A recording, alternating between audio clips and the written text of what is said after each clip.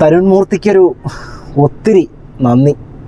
കാര്യം പറഞ്ഞാൽ എനിക്ക് തുടരും കാണാൻ ഒരു വഴിയില്ല. പക്ഷേ ഒരു ലാലേട്ടൻ ഫാൻ എന്ന നിലയിൽ ഞാൻ ഏറ്റവും സന്തോഷിക്കുന്ന ദിവസം എനിക്ക് ഓരോ റിവ്യൂവും കണ്ടിട്ട് എൻ്റെ കൈ കോരിത്തരിച്ചുകൊണ്ടിരിക്കുക, എൻ്റെ ശരീരം മൊത്തം കോരിത്തരിച്ചുകൊണ്ടിരിക്കുക. കാരണം അത്ര സന്തോഷമുണ്ട്.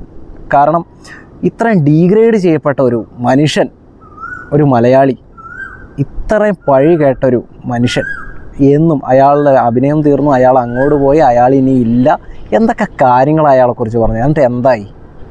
അയാളെപ്പോലെ ഒരു മികച്ച നടനില്ല. അത് 100% ആസ് എ ലാലേട്ടൻ ഫാൻ എനിക്ക് പറയാൻ പറ്റുന്ന കാര്യമാണ്. അയാളെ പോലെ കമ്പയർ ചെയ്യാൻ അയാളെ കമ്പയർ ചെയ്യാൻ പറ്റില്ല. അങ്ങനത്തെ ഒരു നടനാണ്.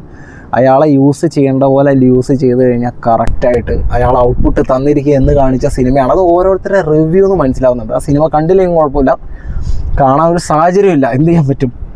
നമ്മൾ നിൽക്കുന്ന സ്ഥലത്ത് അത് കാണാൻ സാഹചര്യമില്ല. പക്ഷേ എന്നാലും ആ ഒരു ഹാപ്പിനെസ്, ലാലേട്ടൻ ഫാൻ എന്നുള്ള രീതിയിലുള്ള ഹാപ്പിനെസ്, എത്ര യൂട്യൂബേഴ്സ്, റിവ്യൂ പറയുന്നവർ, മലയാളികൾ ഒന്നടങ്കം ഇന്ന് സിനിമ കണ്ട എല്ലാവരും പറഞ്ഞുകൊണ്ടിരിക്കുക, നിങ്ങളെല്ലാവരും പോയി ആ സിനിമ കാണണം പ്ലീസ്. എൻ്റെ ഒരു റിക്വസ്റ്റാണ്, എല്ലാവരും കണ്ട് അത് വലിയൊരു വിജയമാക്കി കാണണം. കാരണം ഞാൻ എമ്പുരാൻ നാട്ടിൽ നിന്ന് കണ്ടാണ്. എമ്പുരാൻ കണ്ടപ്പോൾ എനിക്കൊരു സാറ്റിസ്ഫാക്ഷൻ കിട്ടിയില്ല ബേസിക്കലി. കാരണം നമുക്കത് പോരാ. ലൂസിഫർ കണ്ടതിൻ്റെ ഒരു 10-1 സാറ്റിസ്ഫാക്ഷൻ കിട്ടില്ല. പക്ഷേ പടം വേറെ ലെവൽ ഹിറ്റാണ്. അത് വേറെ കളി. അത് ലാലേട്ടൻ്റെ സ്റ്റാർഡും മറ്റുള്ള ഇവിടെ ഉള്ളവരെ മതഭ്രാന്തന്മാർ, മതവെറിയന്മാരൊക്കെ കൂടി അതങ്ങ് സെറ്റാക്കി തന്നിട്ടുണ്ട്. അതൊരു ഇൻഡസ്ട്രിയൽ ഹിറ്റായി മാറി, അത് മതി. പക്ഷേ ഇതങ്ങനെയല്ല. ഇത് ആസ് എ പക്ക ഫിലിം നിങ്ങൾ പോയി എൻജോയ് ചെയ്യണം. ലാലേട്ടൻ്റെ അഭിനയം കണ്ട് നിങ്ങളെല്ലാവരും എൻജോയ് ചെയ്യണം. ഓക്കെ, സോ വളരെയധികം സന്തോഷം ഇങ്ങനെ ഒരു സിനിമ തരുൺ മൂർത്തി തന്നതിന്. അപ്പോൾ നമ്മുടെ മലയാളത്തിൻ്റെ മോഹൻലാൽ ഇനിയും തുടരും.